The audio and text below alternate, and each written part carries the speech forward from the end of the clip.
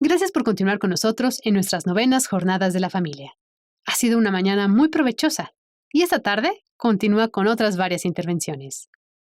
A continuación, una entrevista realizada por la doctora Mariana Orlandi al profesor Mark Regnerus de la Universidad de Texas, y quien nos contará sobre su nuevo libro titulado The Future of Christian Marriage. Vamos a escucharlos.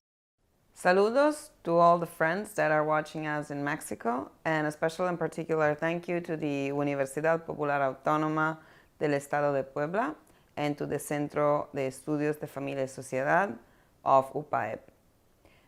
Thank you for putting this conference together, notwithstanding the hard times that we're living in, times which probably make it even more important to talk about the family.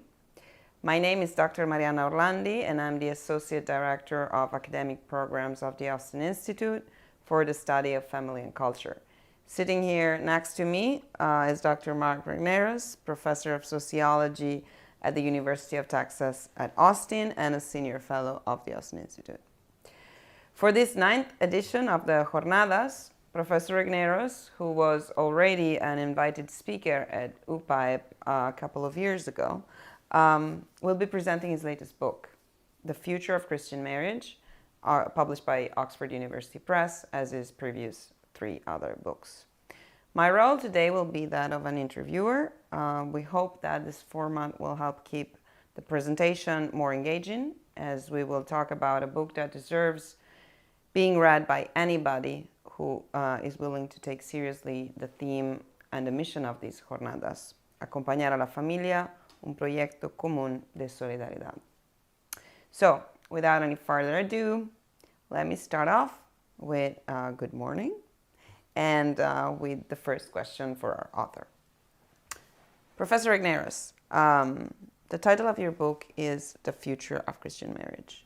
But what exactly is this book about? Right. The book is about what I call the waning marital impulse, or sort of the slowness with which we see people moving towards the altar today. So its origin was after I'd finished writing the book Cheap Sex. It was kind of depressing. So I wanted to know if there were good ideas out there about sort of elsewhere, outside the United States, about how people are, come to fall in love, get married, and start a family. And I thought, some of the processes that put that into place in the United States seem to be, fractured. And so I wanted to focus on Christians elsewhere in the world. And so the real question was like, what is going on out there that moves people towards marriage or pulls them away from it? Okay, and you mentioned you wanted to look at other countries. Mm-hmm. So was this book the result of research based in different states, in different continents? Right. How did you... Both different states and different continents. Okay. We collected data in the United States in a couple different places. We also collected it in Mexico, Mexico City, Guadalajara in particular, Spain, Pamplona, Poland, Russia, Lebanon, and Nigeria. Why? Is there a particular reason why you picked? Different places had different sort of strengths and historical links to Christianity. They're all countries that have sort of either a significant Christian majority or minority. Russian for Orthodoxy, Nigeria and the United States for Pentecostalism and evangelicalism, and then a variety of the other countries have sort of Catholic majorities. So that combination made me more interested in what's going on in a variety of those places. How did you actually gather it? Right. The data. Right. I mean, going around. Did you actually go around the world yourself and ask? Partly, questions? Yeah.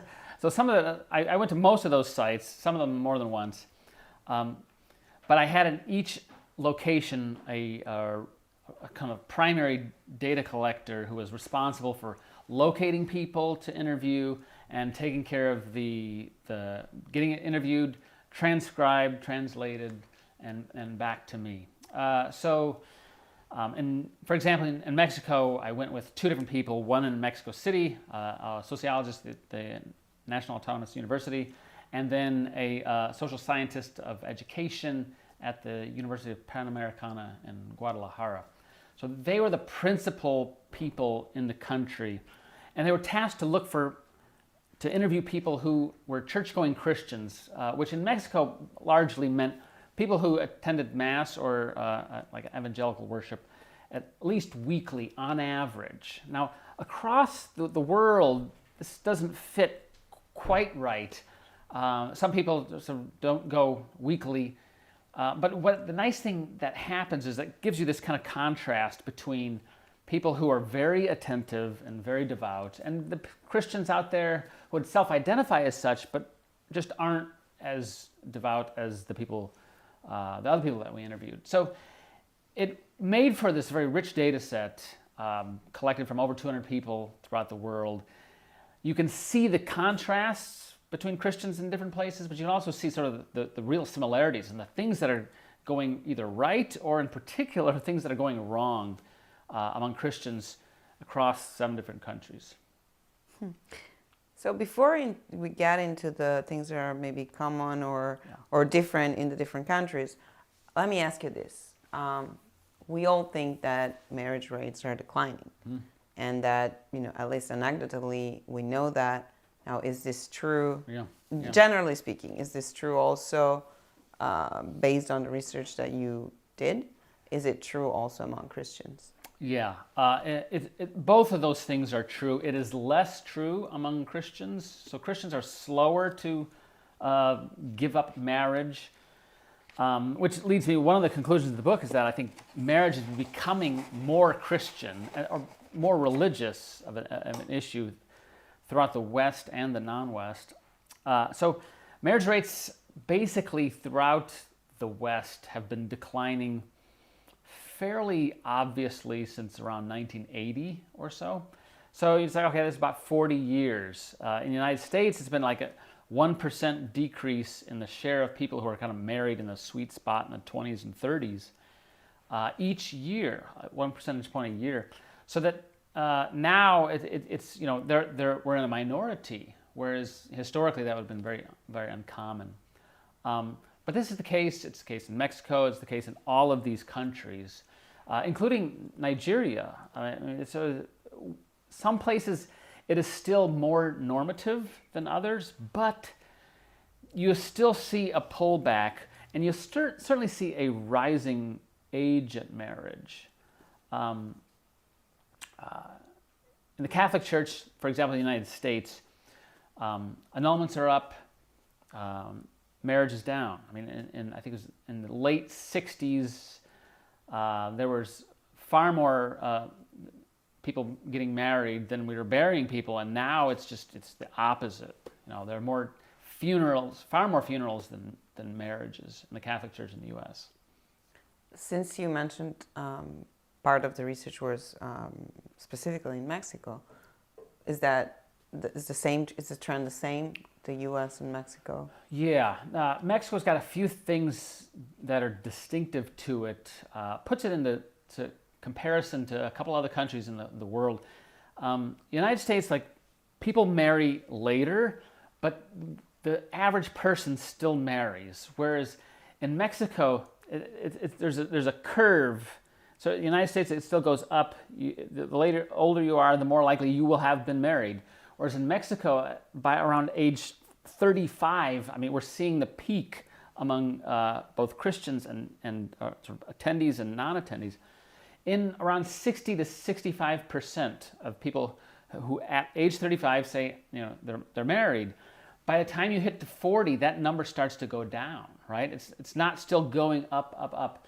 So, that's sort of disconcerting that sort of there's this peak, not in terms of marrying, but of being married at age 35. You would think that the peak would be somewhere 50, 55, like the most people still being married.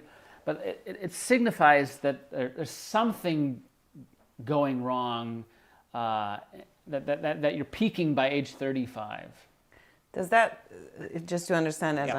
I'm not a sociologist, I'm not good maybe with numbers as much, Right. but maybe more people in the audience. Does that peak mean that if Mexican young adults are not married by age 35, it's very likely that they will be single forever after. It's starting to look that way. Yeah, I mean, it's not a guarantee, obviously, but like other countries you compare them to, it's like, okay, that number still keeps going up. Like Lebanon was one of our countries where by age 40, 80% of actively attending Catholics were married. We're currently married at age 40, whereas in Mexico that's down to 61%. And it's on the way down, not still on the way up. So yeah, I mean, it does signal a significant risk factor that if you're not married by then, it's going to be more difficult. But we come from, I mean, Mexico is sort of a marrying country. So it's a doubly kind of, not so much shocking, but doubly discouraging phenomenon, because historically Mexicans, Christians, Catholics are married by then, whereas you tend to see this phenomenon happening. Some of that's sort of like people just aren't marrying. Some of it's like they're cohabiting and never actually taking that next step to getting married, or the best people feel like they can get at age 35 or 40 is somebody to agree to live with them. So, there are certainly some discouraging things that are going on. Well, Professor Agneros, we've been already talking a lot about numbers and about rates, and we're talking about the future of Christian marriage. I think that we might want to maybe, scholars would start with definition. Yeah, right. So a preliminary question, also because you mentioned, after 35, people could start cohabitating rather than marrying. But is there a difference between the two? Right. And if there is, what is it? Yeah. So when we did the data collection, the requirement, because we were interviewing mostly people who are not married or who have been recently married. So like it's their own definition. It can include civil marriages in that sense, but it's seldom going to, right? Certainly in Mexico and the United States. However, as I studied the subject, I get this, sort of like, we asked everybody, like, what do you mean by marriage? What does marriage mean to you? What does it look like? And I was frankly, pleased and impressed at sort of the depth of answers to those questions. The Christian character of those answers in every single country. But one of the things that sort of I observed is like, well, what do people mean by marriage, right? What does it look like? What are its traits? And so I call it like this observed model of marriage. What's in it? Well, I mean, at the core of it is sort of the sexual union between a man and a woman in a agreement or a nature of exchange of goods between the two.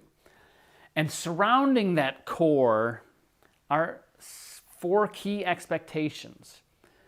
1, permanence. 2, fidelity. 3, a sense of comprehensiveness, that this is a big deal, it's all-encompassing. And 4th is sort of the expectation that children would accompany this union if it's possible, right? So, in fact, there was this fellow in Mexico City, Jose, 32-year-old, I think he was an engineer. I quote him in the book. He distinguishes between cohabitation and marriage, which, cohabitation is common in Mexico, probably more common than in the United States. And he distinguishes it in this way, that marriage implies commitment and security, right? And so later in the book, I talk about like cohabitation. You might have the core, right? That sexual union of difference between man and a woman. But what they don't have is the commitment to fidelity, permanence, sort of the comprehensiveness of the union. By definition, you can't be comprehensive if you say we're not all in, right?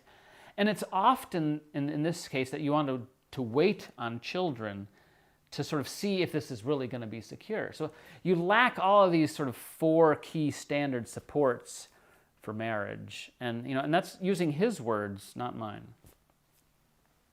So has anything changed about marriage? I mean, if you say rates are declining, this is the definition, this is the thing, but couldn't it be argued that something has changed about it?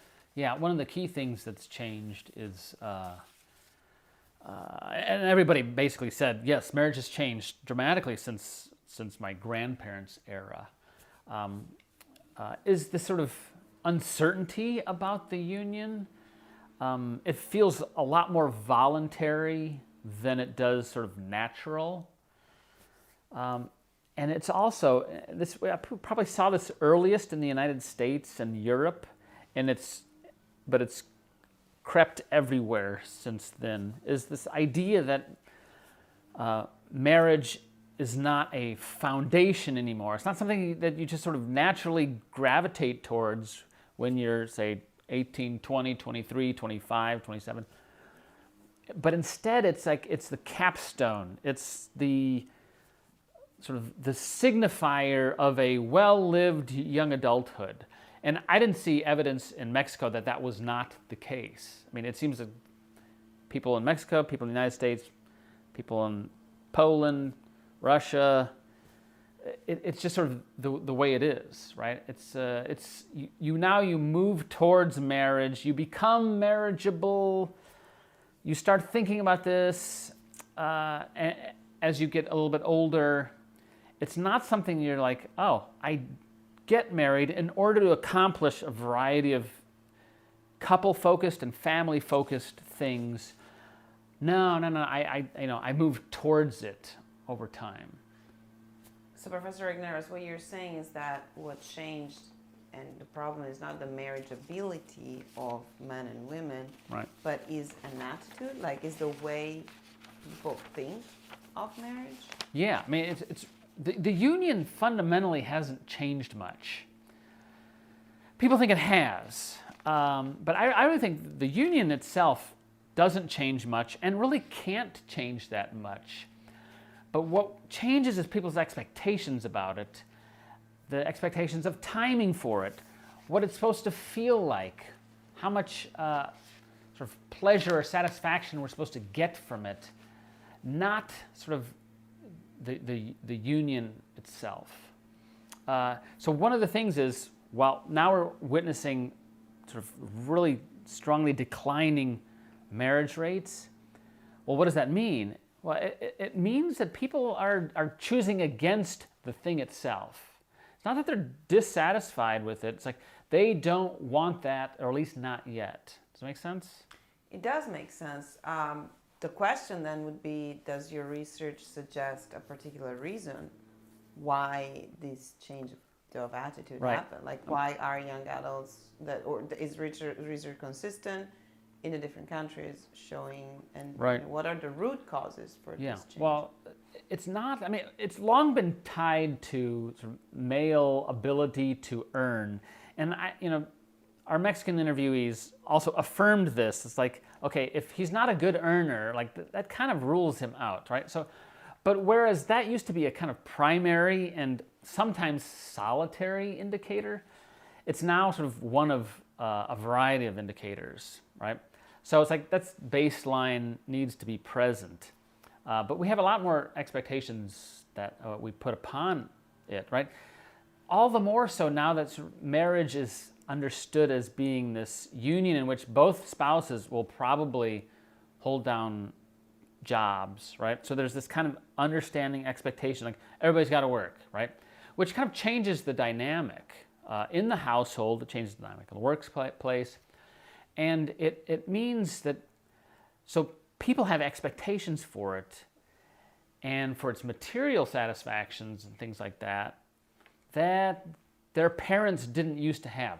There's this fellow we talked to in Guadalajara, for example. He said, I feel like my grandparents were the thesis. My parents were the antithesis, and my generation, he's like 28, 29, is the synthesis, by which he meant, okay, my grandparents' era kind of exhibited classic machismo, a strong distinction of roles. But then along comes my parents, that kind of attempt to overthrow this. It's fractious, lots of divorce, lots of single parenting. And he said, and those were our parents. And now he's like, my generation is going to try to do this sort of synthesis of what is best about sort of distinctive roles, but also what is best about synthesizing the things that have changed in men's and women's roles. But one of the side effects of that, or consequences of that, is like it moves people much more slowly towards marriage, and it compounds what I would call like uncertainty. Everybody just feels just very uncertain about like the nature of this relationship. Where is it going? Can I count on him? Is he the right one? Is she the right one? Can I do better? It's just these kind of fears are haunting us. Now, throw into that mix the advent of social media, where you see so many more people, right? So many more options. That just sort of creates this stew of potential dissatisfaction, uncertainty about any particular individual, such that this very same fellow who talks about thesis, antithesis, synthesis, when we had talked to him, he had just dumped his girlfriend of 5 years because she was, pressing him to make a commitment about marriage. He's like, well, I'm not ready. I'll get a girlfriend who's, much younger than me, who won't press me yet, right?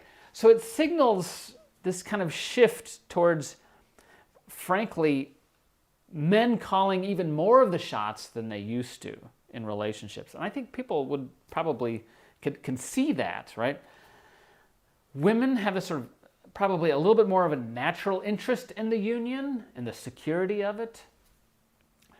But now he seems to have more options than he used to. Okay. Another interviewee from Guadalajara, she's like about to turn 31. She had decided no longer to chase the kind of guys that all of her friends were chasing. So she sort of basically, she kind of lowered her expectations or focused them in different things. Met somebody, fell in love, etc. But even he is, uncertain, stalling, not because he doesn't like her, but because he's worried about the economic times, right? Economic times, until recently were improving, but he's still sort of unsure. He wants more certainty. She just wants to get married, right? And so she's had this great line. She says, I feel like we're losing the idea of like marriage is about being something, not sort of doing something, right? Not achieving something, but it's like we're losing this idea about being together. I see. And Professor Ignares, you mentioned the online word, and I know you addressed that phenomenon in your book as much as the choice that we have. So if you could say something more about that, and about, we know that there are a lot of Catholic apps for people that want to get married. Is that good, bad? Will it help? What does research suggest? Right. Well, research suggests, at least in the United States, it's become the dominant way that people meet as young adults. That's not necessarily true in all of these locations. And we know there's different kinds of apps. But fundamentally, like they all have something in common, right? From the very crude to the very sophisticated apps. They lend themselves to sort of this idea of keeping your options open, right? Which doesn't mean you're going to commit. And they lend themselves to a privileging of the physical attractiveness of the person. Oftentimes people don't even get to know somebody, not even a second, or a first date, because they have already judged them, off the table just by sort of looking at a picture, right? And you can try to discern too much in a photograph. So I really think human intermediaries are really so much better at this, because like if I know two people and they don't know each other and I think they're a good match, like why would we trust some sort of computer algorithm more than you would trust me, who knows a little bit about you and knows a little bit about them and thinks, they might make for a decent match. But we're kind of turning over this complex process to computers and for-profit companies who have vested economic interests in you not actually getting married and getting off the app. That seems somewhat contrary to what we ought to be about. Okay, and the future of Christian marriage, numbers are declining everywhere. Is that also related to what you analyzed in your previous book, Cheap Sex? So this easiness with which men can actually have sex with a woman without getting married, and is that an effect? And how do you address this in this particular book, which talks about Christian supposedly who would wait until marriage?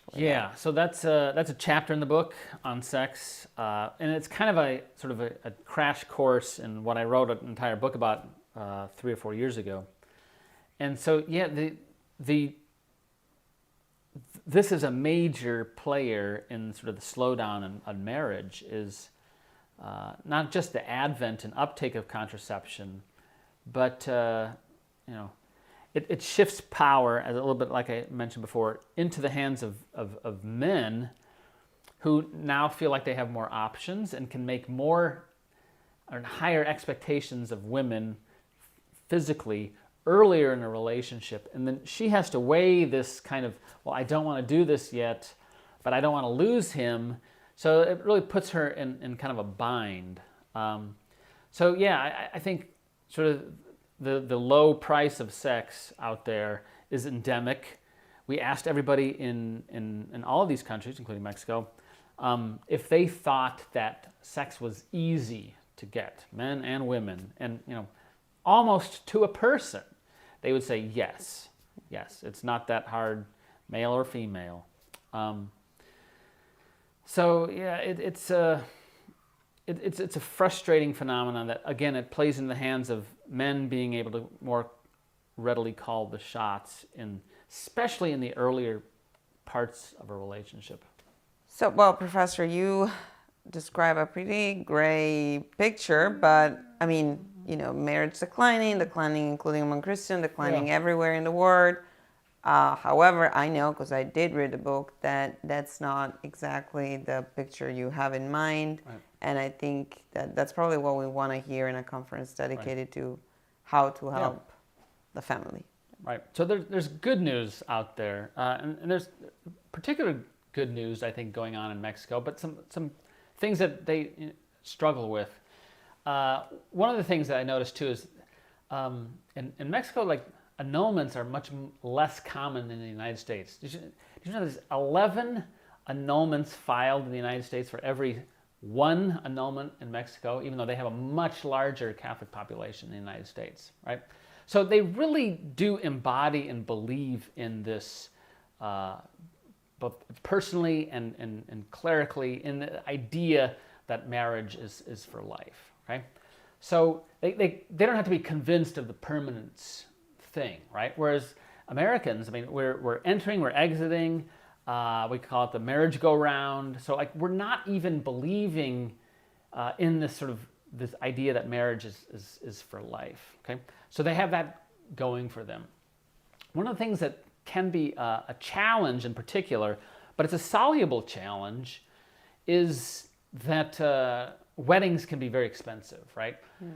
There's a culture of expensive weddings in a variety of countries in the world that we talked, in which we did interviews, including in Mexico. I remember talking to a priest in Guadalajara who, he criticized this impulse. He understood it from sort of a social solidarity perspective, a community thing. At the same time, he said, the priest should not be part of sort of this lavishness that people, spend way too much money on. on getting married. So there's that. Whereas in the United States, Christians can get married and in a much simpler kind of way, and it not kind of hurt them culturally or in their own community. I really think we've got to find a way to not lasso marriage to the spending of significant money. That's important, right? But that's a soluble thing, okay? Another thing we need to do and can do is improve premarital education, right? There are different kinds of sort of, especially Catholic premarital education courses and curriculums out there. Some of them are kind of standard, old school, and not considered all that good anymore, but there's some really fabulous ones that I talk about in the book. So there's that. But there's also sort of like, we have the ability to sort of recapture an esteeming for marriage in parishes and in kind of parachurch organizations. We don't simply have to sort of give up and think, oh, the impulse to sort of look good and to spend on self it's run amok. Social media's run amok. We can actually fight these things. One of the things I think we need to do and can actively do is spend less time in sort of mediated fashions, right? Think about like less time on the phone, less time interacting with people we don't know, and more time interacting with the people that we do know, right? So marriage is very local in its sort of an understanding and its benefits. So I see very little impulse and point in sort of fighting battles about marriage and politics with people thousands of miles away, when like you need to work with the people in your household and help the people in the household next to you, right? I mean, it's a strength of community thing, right? So kind of this recovery of marriage subcultures, I call them, right? And we need to, as I said earlier, get away from the idea that we would want to let our relationships be mediated in this fashion, right? We need to take ownership of sort of the subculture around us and connect people, right?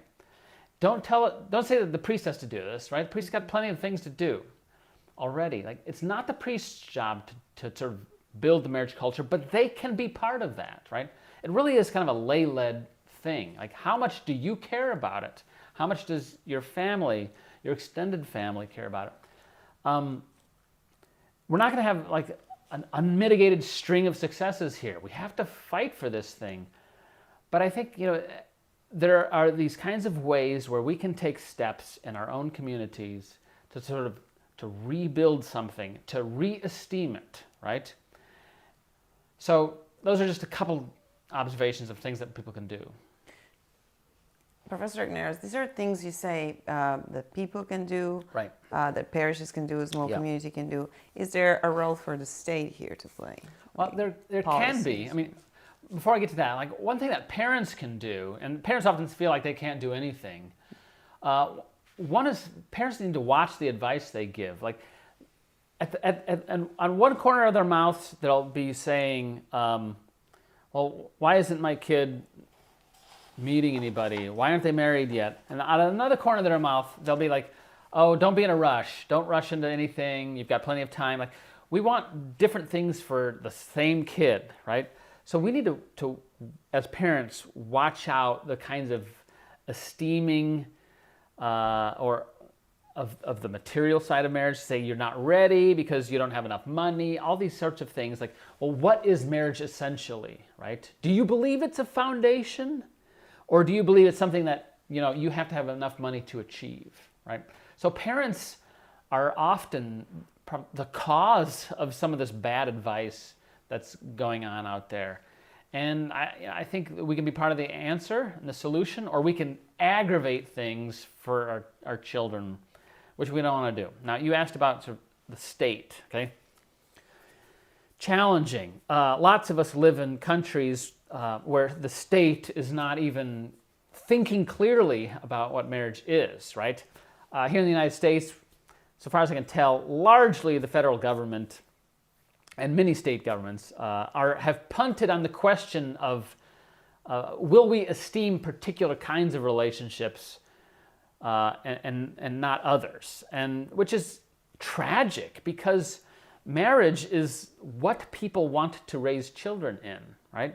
So if this is the union in which children are still, on average, raised, it needs to be the union that is particularly esteemed and blessed, both kind of in their language and the culture of it, and also sort of in reality, right? We need to be making it easier for parents to have children and to support children.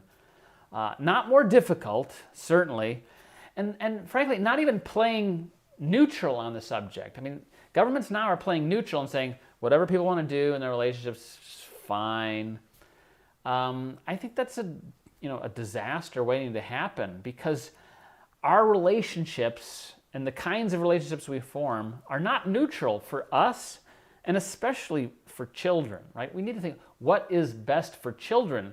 What do they want? They want, on average, a loving, engaged mother and father who's not overworked, overtaxed, etc., but who can be engaged. Where states recognize that and can kind of benefit that, great. But frankly, most of the time we're dealing with states now who just sort of like, hey, we're not going to judge your decisions, which is sort of, it's a disaster. Yeah, so I guess what you seem to be saying is also that regardless of what the state will decide to do, is the cultural change that is what we should be working on. Right. I have a provocative question. Sure. So I think could have been at the start, but I think there's always time to ask for this.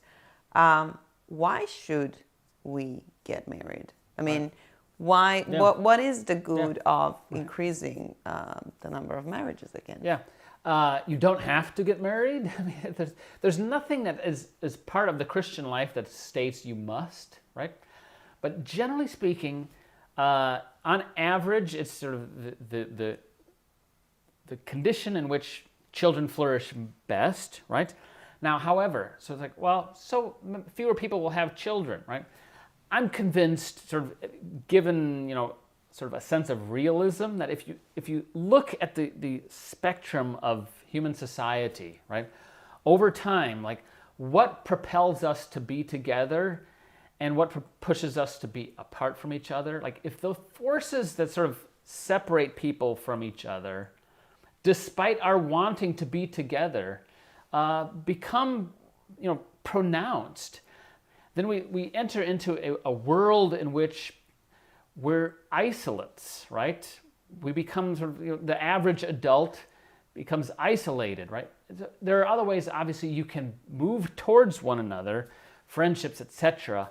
But sort of historically, the norm has been to sort of eventually find somebody and you settle down and you marry and you have a family. And I think most people still want that, right? So why am I pushing this? I'm not pushing to people to get married. I'm reacting, I think, to sort of average expectations and hopes that most people still have. And so I write this book in part because, like, well, what is preventing people from doing what they say they already want to do, right? Now, there are plenty of people who do not perceive a vocation to marriage. Totally fine, right? It's the kind of thing where, in the Catholic Church in particular, there is room for all of folks, right? There was an era, I think, in which the vocation to the priesthood or to the religious life was particularly esteemed. I just don't think that's necessary. People feel a vocational call; they should discern it. However, like if you discern a call to the priesthood and people surround you and help you achieve it, it's great. If you perceive a vocational call to marriage and you look around you and like nobody's helping, the culture is toxic to it, the age at which people are marrying, it gets older and older, such that it compromises fertility. That's a real problem. We need to sort of focus on like, what can we do to help people achieve the vocation to which they feel called? Absolutely. And Professor, a curiosity, is the research showing that still, as it was years ago, that married people, both men and women, are usually happier, healthier, wealthier? Is that still true? And is it true everywhere? Largely still true. Certainly wealthier, simply because of the logic of like, if you have two incomes, it's typically better than one. Or if you have one income in a marriage, like married men tend to earn on average more than unmarried men. Healthier, yes, in part because you have two people looking out for each other, right? I know several friends here in Texas who, after their divorce, the men sort of spiraled downwards, and several of them were dead before they even hit age 60. Some of which because of accidental death, right? Falling off a ladder and nobody's there so it's like, this guy needs to get to the hospital, right? So some of these things are just tragic, right? The health benefits of marriage are typically, in part, not financial so much as they are two people caring and watching out for each other, making sure like somebody gets the right medicine, the right food, etc. So the evidence about the benefits of marriage on health tend to be fairly stable. Now, when you have children, there are times when you have children where happiness isn't at its peak, right? But that tends to flourish over time, and we know from the data that like older adults, especially those who are married and have children and grandchildren, like that's not the worst time of life. It's usually the best time of life. So, well, Professor Igneros, I think we're close to the end of our presentation discussion with this interview format. Perhaps one more question is, who should be reading this book besides listening to your presentations? But like, who should be reading this book, and what should they be, expecting to learn or Right. So it's targeted at sort of the average educated reading public. It's obviously targeted at people who care about marriage. It's targeted at Christians. And it's written in a readable, sort of fairly non-academic manner. So like I think people can pick it up and they can track with it the entire way and would learn a lot about sort of the things that are going right about marriage, the things that are going wrong, the trajectories that we're on, how it works for Christians distinctively from how it works for people who aren't Christian. And I talk towards the end about 8 good ideas that we can do to help boost or reinforce the marital impulse within the church. So which again would be very good for educators, parents. Yeah, parents, educators, clergy. It would all make sense to them. Okay, so you believe in the power that we have as a culture. And as educators, we're speaking to a university audience, so we know that this message might need to be heard and the book need to be read. For now, it's only in English. So far. So there could be a translation in Spanish. Well, I want to thank you very much, Professor Igneros, and I thank on behalf of you and of the Austin Institute, where you are a senior fellow, UPAEP and the Centro de Estudios de Familia y Sociedad, and its director, Dr. Jose Carlos Ortiz Mugenburg, for organizing this event and for suggesting a format that we hope was able to overcome the distances and the problems caused by COVID. So thank you, and thank you very much. Thanks.